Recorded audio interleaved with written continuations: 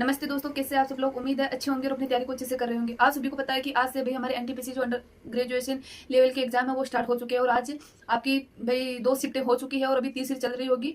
तो जो मैंने भाई क्वेश्चन यानी कि जो हमारे जीएस है, आप सभी को पता है अभी मैथ भी कर लेंगे, हम रीजनिंग भी कर सकते हैं, लेकिन जीएस एक ऐसा सब्जेक्ट है जिसमें भाई बहुत सारा होता है कि, और आप सभी को पता है कि भाई हमने मतलब मैंने भी आरपीएफ का और जैसे कि वो एनटीपीसी यानी पिछले वाला दिया था, मैंने इस बार फॉर्म फिल नहीं किया है, अभी दोनों का ही नहीं किया मैंने, ना तो ग्रेजुएशन लेवल का ना एनटीपीसी अंडर ग्रेजुएशन लेवल का। तो भाई डीप में पूछते हैं, तो मैं आप लोगों के लिए जीएस का रिव्यू लेके आई हूँ, यानी कि जीएस के जो क्वेश्चन आज पूछे गए वो आपके लिए सटीक क्वेश्चन लेके आई हूँ।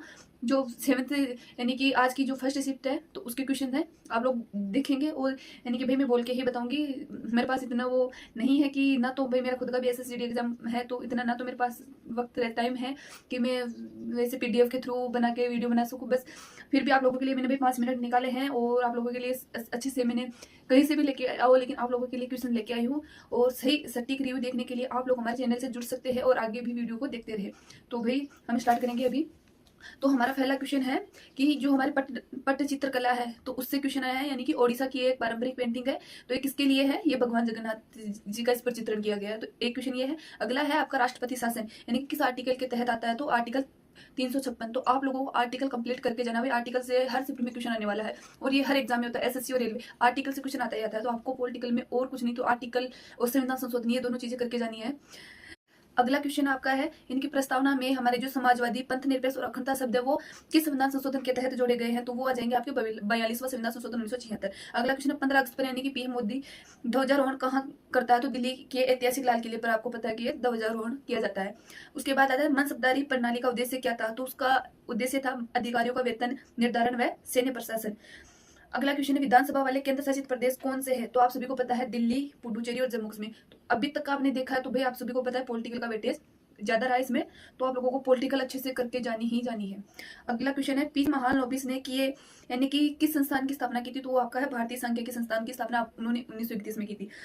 तो आप लोग कमेंट में बताएंगे कि पीसी महालनोबिस का संबंध और किस चीज से, यानी कि उन्होंने और क्या किया इस चीज के अलावा, तो आपको कमेंट में जरूर बताना है। अगला क्वेश्चन है 10 नंबर, सिस्टम सॉफ्टवेयर व एप्लीकेशन सॉफ्टवेयर में अंतर क्या है, तो ये आपका एक कंप्यूटर से भी क्वेश्चन है। तो इसमें सिस्टम सॉफ्टवेयर तो है भाई हार्डवेयर से चलता है और जो एप्लीकेशन सॉफ्टवेयर में अंतर है ये यूजर के कार्य करता है। क्वेश्चन है आपका कि यूके का जो द्वितीय विश्व युद्ध है, युद्ध के बाद जो रक्षा समझौता हुआ था वो कौन से देश के साथ हुआ, तो वो है जर्मनी के साथ। अगला क्वेश्चन है 1930 में चटगांव शस्त्रागार छापा किसके नेतृत्व में मारा गया था, तो वह सूर्य सेन मास्टरदा के नाम से भी जाना जाता है जिन्हें। तो आपको भाई जो हमारी मॉडर्न हिस्ट्री है उसको भी करके जाना है। तो वीडियो जल्दी जल्दी से बना रही हूँ कि आप लोगों का भी भाई टाइम वेस्ट ना हो ना मेरा हो। तो भाई आप लोग बस थोड़ा ऐसा समझे, देखे कि कहाँ से क्वेश्चंस आ रहे हैं, इस चीज को आपको ज्यादा नोटिस करना है और उन चीजों का रिवीजन करके जाना है। बौद्ध संघ के नियम किस यानी कि किस नियम में है, बौद्ध संघ की ललिता, तो आप सभी को पता है विनय पिटक यानी कि वहां से लिए गए हैं। मानव विकास सूचकांक यानी कि का मापदंड नहीं है, यानी कि मानव सूचकांक है विकास सूचकांक, उसमें हम किस चीज को मापदंड में उपयोग में नहीं लेते, तो उसका आंसर हो जाएगा लिंगानुपात। यानी उसमें 4 ऑप्शन थे लेकिन इसका आंसर ये होगा लिंगानुपात। बंगाल में द्वैत शासन कौन यानी कि किसने संभाला था, तो इसमें अंग्रेज शासन यानी राजस्व था उसने दीवानी, व जो नवाब थे उन्होंने भी संभाला था।